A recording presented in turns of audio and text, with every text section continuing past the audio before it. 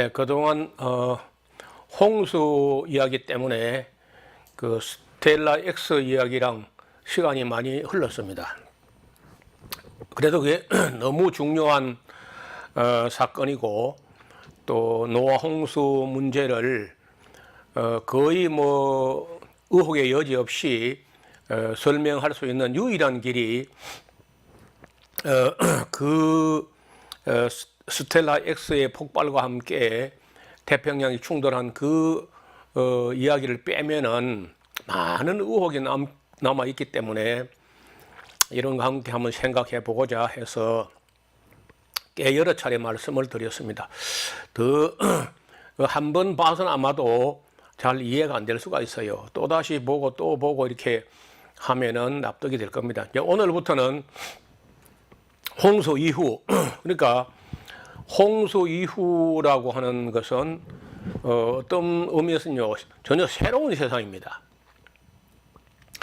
완전히 한 세상을 심판하고 노아의 가족들은 새 세상의 시조와 같이 이렇게 출발했기 때문에 전혀 다른 세상이기 때문에요. 이 홍수 이전과 이후는 많은 것이 달라졌습니다.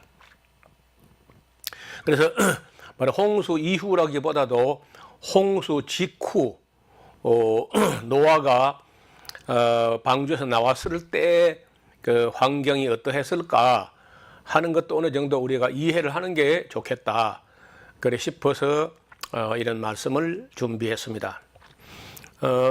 노아 방주를 잠깐 볼까요?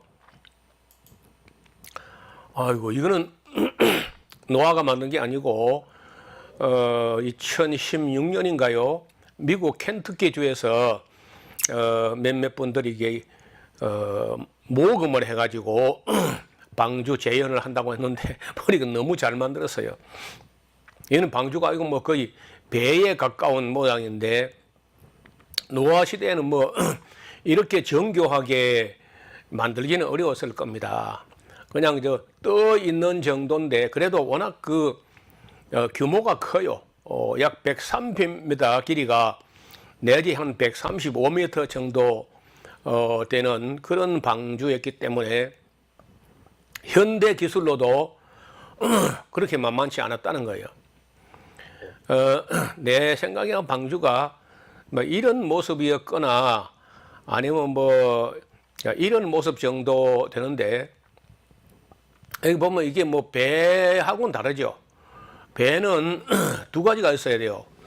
하나는 그 추진력이 있어야 됩니다. 엔진이 있든지 노를 젓든지 아니면은 이 돛을 달아 가지고 바람에 의해 가지고 어떤 그 힘 어디로 나가는 힘이 있어야 되는데 이건 전혀 그런 게 없습니다. 엔진도 없고 동력도 없고 뭐 노도 없고 돛대도 없고 아무것도 없어요. 근데 다만 떠 있는 겁니다. 그리고 방향타도 없어요. 어디로 가고 싶다고 뭐 안에서 운전할 수 있는 게 아니고 다만 물에 떠 있어 가지고 그런 홍수 때 구원받게 되는 것이지 뭐 그 외에 다른 아무 기능이 안 돼요. 그리고 거기에 이제 홍수 기간 동안 한 1년 이상 그래 먹을 만한 가축들의 사료들과 사람이 먹을 양식을 뭐 비축한 그런 정도라고 해야 되겠죠. 노아 가족이 이제 근 1년 만에 이렇게 방주에서 나와서 마른 땅을 밟게 됐는데 문제는 심각했을 걸로 봐요. 왜? 먹을 게 없다는 거죠. 1년 이상 그 엄청난 쓰나미가 몰려온 토사와 뻘구덩이에 다 죽어버렸으니까 식물이 채소도 없고 곡식도 없고 과일도 없고 뭐 아무것도 없는 거죠. 그래서 뭐 여기 보면은 이런 물에 사는 뭐 오리나 거위라든지 이런 새는 조금 뭐 그래도 뭔가 물에 떠서 뭘 먹을 게 있을지 모르죠. 육지의 생물들은 뭐 풀도 거의 이제 막 날락말락할 정도니까 모든 생물들이 다 힘들었을 걸로 봅니다. 그러나 하나님께서 노아에게 무지개를 보여주시면서 앞으로 사람이 살아가는데 하늘에서 내린 비는 절대적으로 필요하니까 비가 오려고 하면 구름이 몰려오게 되고 구름이 끼고 비가 내리면 또 하나님께서 막 진노하셔가지고 이 인류를 다 쓸어버린 거 아닌가 하고 이제 염려할 것 같으니까 하나님께서 노아의 가족들에게 내가 다시는 물로 심판하지 않는다. 사람뿐 아니라 생명 있는 모든 것들, 육축들까지라도 내가 오랫도록 세우는 이 언약이 있으니까 염려하지 말라고 하셨는데 노아가 감사하면서 하나님께 제사를 올려드렸습니다. 자, 노아에게 주신 그 언약을 한번 살펴보려고요. 창세기 9장 11절, 17절에 이렇게 기록되어 있습니다. 내가 너희와 언약을 세우는데 다시는 모든 생물을 홍수로 멸하지 아니할 것이라. 땅을 침몰하는 그런 홍수가 다시 있지 아니하리라. 하나님이 가라사대 내가 나와 너희와 및 너희와 함께하는 모든 생물 사이에 영세까지 세우는 언약의 증거는 이것이라. 내가 내 무지개를 구름 속에 두었나니 이것이 나의 세상과의 언약의 증거니라. 내가 구름으로 땅을 덮을 때에 무지개가 구름 속에 나타나면 내가 나와 너희와 및 혈기 있는 모든 생물 사이에 내 언약을 기억하리니 다시는 물이 모든 혈기 있는 자를 멸하는 홍수가 되지 아니할 것이라.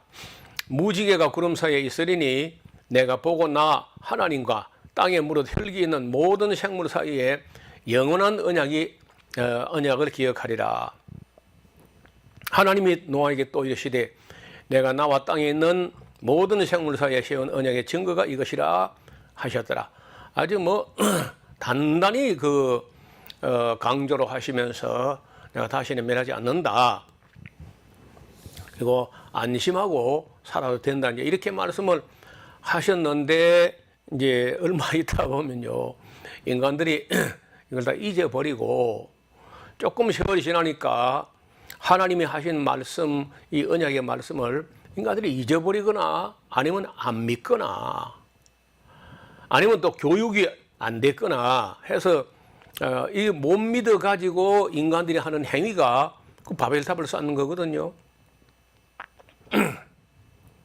그래서 그 홍수 이후의 이야기도 우리가 어느 정도 이야기를 해야 돼요. 자, 문제는 파괴된 환경에서 살아남아야 되는데 1년 동안 바닷물과 토사가 온 세상을 덮었죠. 동물 다 죽었고 식물에도 큰 타격을 입어서 대부분의 식물들은 다 죽었습니다. 노아의 가족들이 방주에서 나왔을 때 주변의 모든 환경은 그 토사와 뻘구덩이로 변해 있었을 것이고 굉장히 두텁게 덮여버린 그런 토사 밑에 거의 대부분의 식물들은 다 멸종을 당했을 걸로 봅니다. 따라서 첫째, 채소나 곡식이나 과일들을 어디 상상도 할 수 없을 정도로 구하기 어려웠어요. 겨우 그저 방주에 비축해 두었던 식량으로 한동안은 버틸 수 있었겠죠. 그러나 시간이 지나면서 식량 문제는 심각한 문제가 되었을 것이고 누군가가 그 정결한 짐승 중에 뭘 잡아서 먹었던 것 같기도 해요. 그래서 육식을 허락한다 할 때 이미 먹고 있었을 가능성이 있다는 겁니다. 너무 배고프니까. 하나님께서 보다 못해 그냥 그래 먹으라 하고 허락하신 게 아닌가 이게 봅니다. 문제는 육식을 하기 시작하면서 수명이 급격히 줄어들어요. 아주 굉장히 빠르게 단축됩니다. 일단 이제 그림으로 보여드리겠습니다. 그리고 이제 홍수 이후에 가장 먼저 태어난 사람은 기록은 하고 있지 않지만은 아무래도 셈이 큰 아들이고 보면은 셈의 큰 아들 장자가 먼저 태어났을 것 같아요. 그래서 엘람이 제일 큰 아들이죠.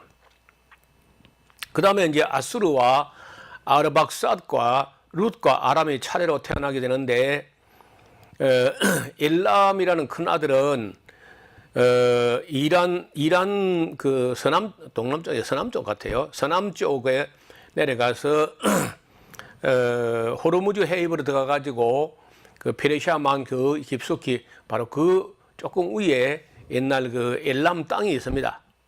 그래서 성경을 우리가 읽을 때 성경이 진실하다는 것이 뭘 두고 말하느냐? 이 노아의 아들들 셈과 함과 야벳이 간 땅이, 셈은 대체로 아시아하고 남북 아메리카 쪽으로, 그리고 함은 아프리카 쪽으로, 야벳 쪽은 유럽 쪽으로 가가지고 그 노아의 손자들이 차지한 땅 이름이 지금까지 상당히 그대로 이제 전해지고 있거든요. 그래서 지금까지 어떤 역사책도 성경처럼 정확하고 사실에 근거한 그런 책이 없습니다. 모든 이야기는 창세기에서 시작돼야 되고, 모든 역사는 창세기를 공부한 후에 역사를 해야 돼요. 그 창세기가 빠져버린 역사책이라는 것은 그 뿌리가 없는 역사예요. 그만큼 제가 창세기를 중요하게 생각합니다. 그래서 이 앞으로 우리가 하는 이야기는 굉장히 중요한 이야기이기 때문에 여기서 역사 얘기를 바로 세우지 않으면요, 역사관, 세계관, 인간관, 이 모든 것이 다 뒤틀리게 돼요. 그래서 가치관도 바로 세워지지 않는다는 겁니다. 그래서 저는 이 창세기야말로 우리 신앙의 가장 중요한 기초다, 이렇게 생각해요. 장로 교단이 아니라 할지라도 아마 그 유명한 사도신경 이야기를 아실 겁니다. 거기 보면은 예수님이 십자가에서 신앙의 기초를 삼는 게 아니라 전능하사 천지를 만드신 하나님 아버지를 내가 믿습니다 라고 시작한다고요. 그 얘기가 창세기입니다. 그런데 지금까지 우리 기독교가 보통 구약 성경을 너무 그저 무시하거나 아니면 모르거나 어렵게 여기거나 안 가르치거나 못 가르치거나 잘못 가르치거나 이렇게 해가지고 그 기초가 많이 부실해요. 그 중에 특히 오경에 대해서 전혀 이해가 바로 안 되어 있습니다. 그래서 저를 비롯한 에스라 하우스 또 한국 성서 한림은 우리 강사들은 다 구약을 성실히 공부하고 오경도 공부하고 율법도 공부하고 역사도 공부하고 예언서도 공부하고 이렇게 다 해서 공부할 수 있도록 그렇게 안내를 합니다. 자, 그래서 이 노아의 아들들 이야기보다는 손자들 이야기가 사실 더 중요해요. 손자들, 노아의 손자들 이야기가 아주 중요합니다. 엘람과 아수르와 아르박삿은 대체로 티그리스 강을 끼고 살았는데 아마도 말이죠. 셈의 아들 중에, 셈의 5 아들 중에 엘람이라는 사람은 상당히 멀리 내려가서 이란 남쪽 거기까지 갔고요. 그리고 이제 아수르는 우리가 알고 있는 니누에 그쪽 땅에다가 아수르 땅을 만들어서 자기 땅을 그리고 자기 이름이 땅 이름이고 땅 이름이 그 사람 그 족장 이름이에요. 그 다음에 이제 아르박삿 이야기가 사실 중요한데요. 아르박삿은 나중에 지도를 보여드리겠습니다만 아르박삿은 아마도 우리가 알고 있는 하란 땅, 거기가 이제 데라의 고향이고 아브라함 고향이고 그 중요한 고향이고 교통의 요충지고 아주 기후대가 좋은 곳입니다. 사람들이 그 성경을 깊이 또 세밀하게 안 보고 얼른 생각하기를 아브라함이 그저 갈대우르에서 부름받았 이런 말이 있으니까 아브라함 고향을 갈대우르인 줄 알고 있는데 전혀 그렇지 않습니다.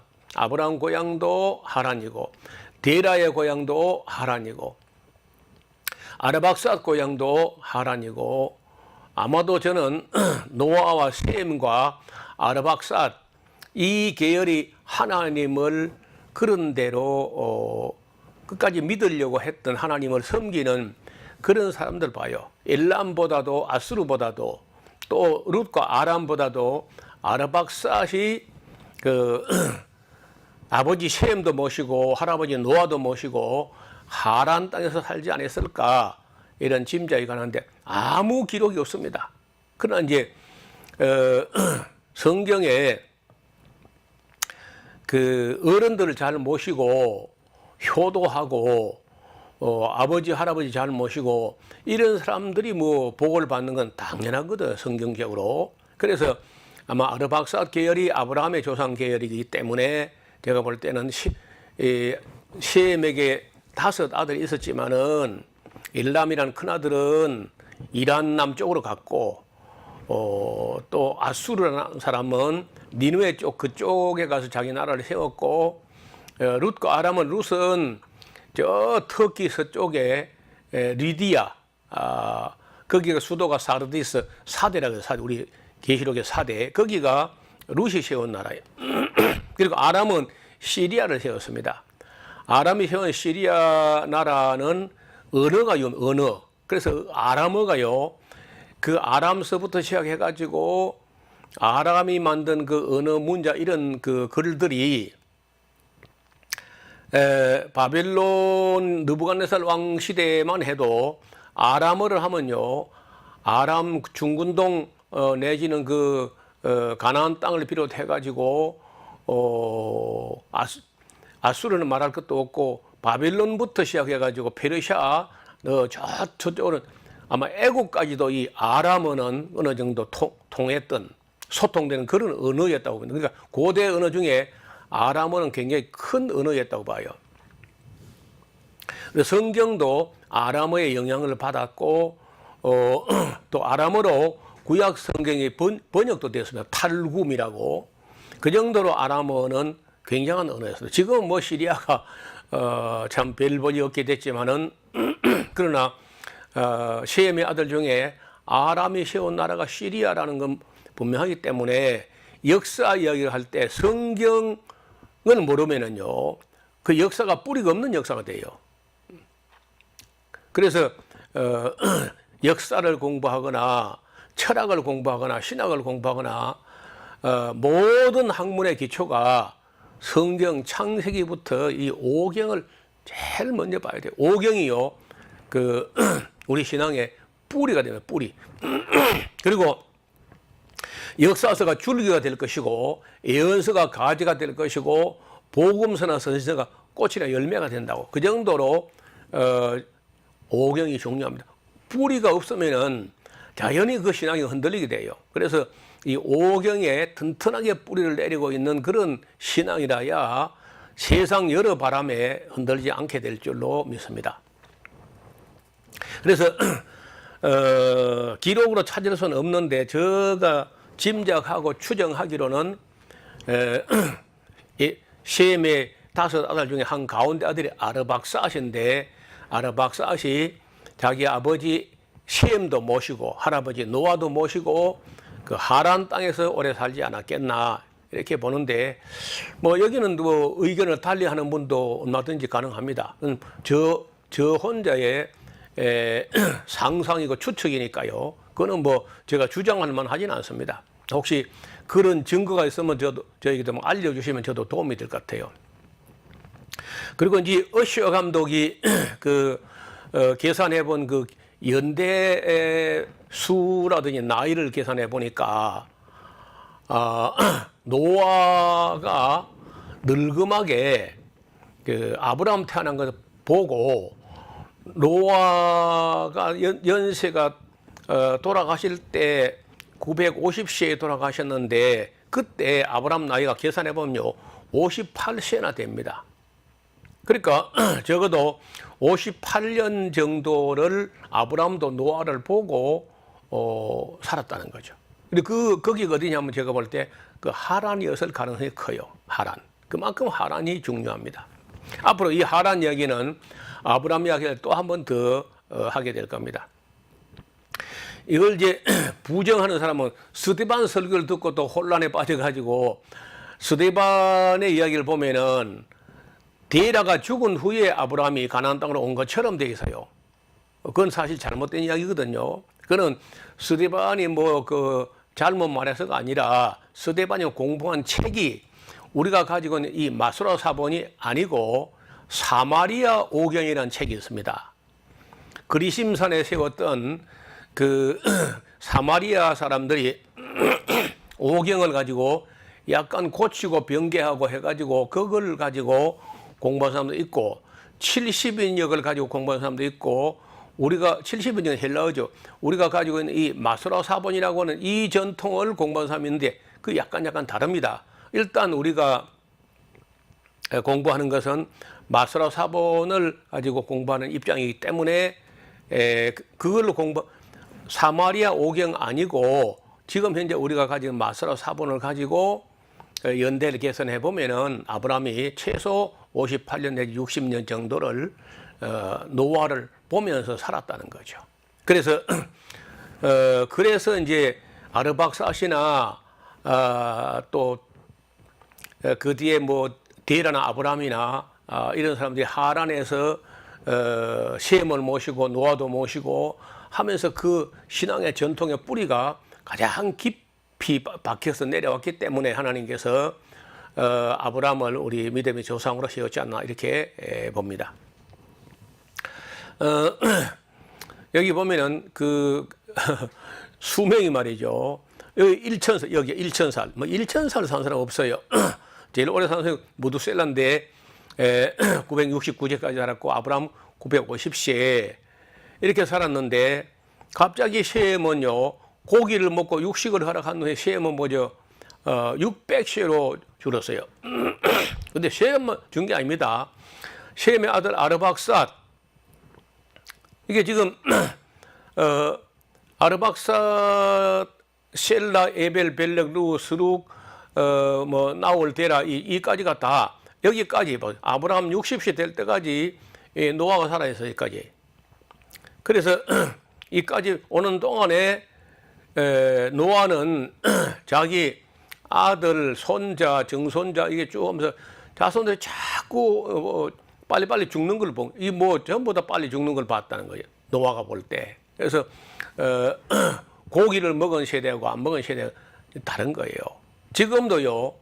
육식만 하는 나라 사람들이 오래 못 삽니다. 가장 대표적인 나라가 있다면 몽골 같은 데가 60을 잘 못 넘겨요. 기대 수명이 60세야. 대부분 50세 정도 살고 죽습니다.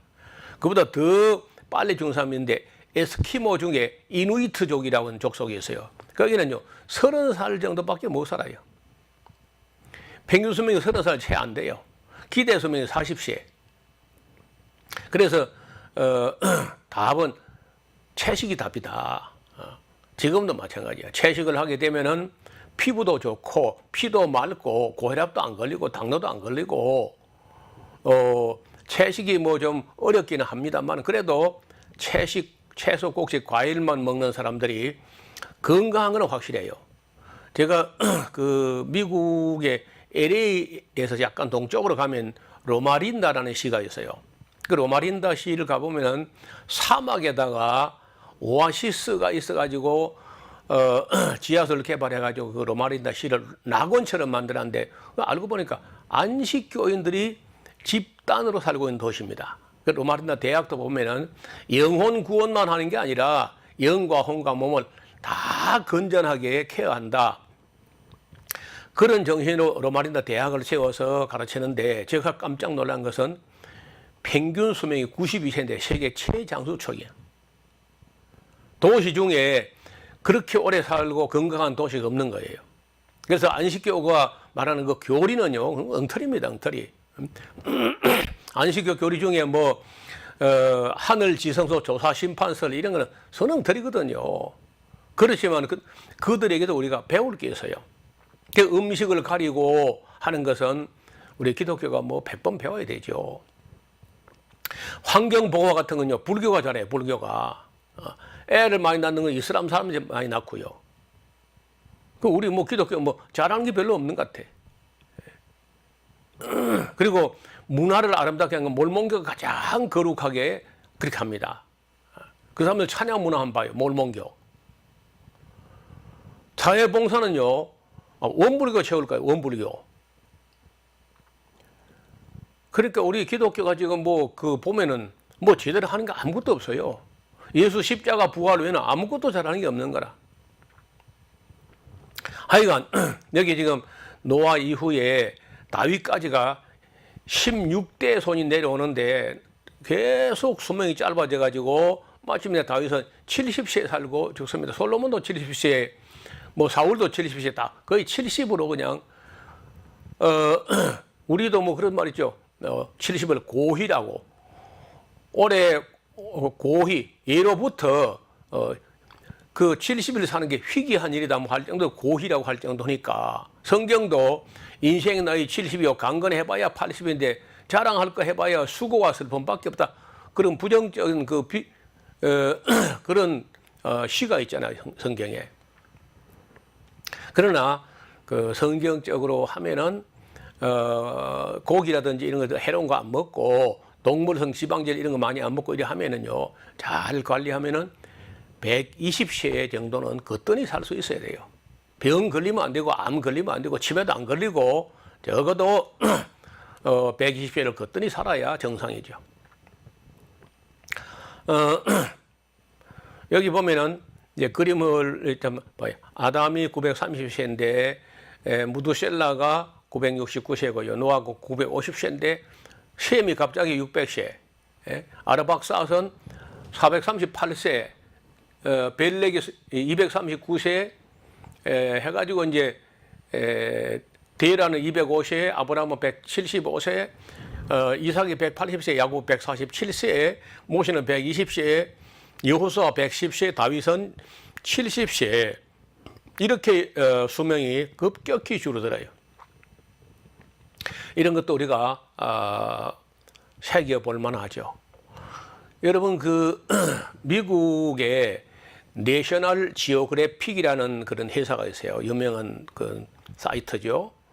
거기에서 세계적으로 100세 넘는 사람들이 가장 많은 곳을 조사했더니 세계지도를 펴놓고 그런 것을 동그라미를 쳐서 푸른 동그라미를 그래가지고 이제 푸른 동그라미 친 곳을 찾아가는 프로젝트가 블루존, 푸른 장수촌을 블루존이라 해가지고 찾아갑니다. 댄 휴터너가 여러 연구원들과 함께 단체 팀을 이루어가지고 무엇을 먹고 어떻게 살며 어떻게 병 안 걸리고 어떻게 장수하는가, 어떻게 건강한가, 어떻게 행복한가 이런 걸 조사해가지고 그 보고서를 썼습니다. 댄 휴터너 박사가. 그 보고서가 책이 나와 있는데 우리말로 번역되어 있습니다. 그 블루존이라고, 푸르다, 블루존. 제가 그 책을 2번씩이나 읽어봤는데 그 중에 제가 아까 말씀드린 그 로마린다 시가 들어있는 거예요. 안식교 마을. 그 다음에 일본의 오키나와, 그리고 코스타리카의 니코야, 이탈리아의 사르데니아 이렇게 4곳을 찾아갔는데 거의 채식, 곡식, 과일로 주식을 삼고 발효식품이라고 하는 것은 포도주하고 치즈 외에는 발효식품을 먹지 않습니다. 그 사람들이. 게다가 이제 늘 노동을 하고 시간 경제에 쫓기거나 이런 삶이 없고 여유를 즐기고 이런 삶을 볼 때 건강의 비결이라는 게 이 가공식품, 대량 생산, 대량 가공, 대량 보관, 대량 유통하는 자본주의 식품을 먹으면 빨리 죽고 완전히 땀 흘려서 자기가 농사 짓고 텃밭을 가꾸고 이런 그 삶의 패턴을 유지하는 사람들이 건강하고 장수한다는 그 보고서가 나왔는데 여러분 꼭 한번 읽어볼 것을 권합니다. 블루존이라는 책이에요. 댄 뷰트너. 그래서 우리가 이 홍수 이전에 변화된 세상에서 가장 심각한 게 수명이 급격히 짧아졌다. 제가 언젠가 한번 어떤 의사 되는 분하고 이 문제 가지고 논의한 중에 그 사람들이 악하게 타락하고 죄를 지은 주제에 오래 사니까 하나님이 골치 아픈 거죠. 그래서 아마도 하나님께서 육식을 허락해 가지고 빨리 죽게 한 거 아닐까 했더니 당연히 그렇다는 거예요. 그 의사 얘기가. 그 의사분이 누구냐면 황성수 박사예요. 황성주 말고 황성수. 그 목숨 걸고 채식 하다 뭐 편식하다 그분인데 대단한 분이죠. 그분은 뭐 완전히 그저 현미 채식으로 그래 살아가는 분인데 건강해요. 전혀 비만이 안 걸리고 고혈압도 안 걸리고. 그래서 우리가 이제 나중에 뇌위기 할 때 또 이런 문제도 한번 더 다루게 될 텐데 오늘은 일단 홍수 이후에 변화된 세상에 대해서 준비한 말씀을 드렸습니다. 오늘은 여기까지 하겠습니다. 감사합니다.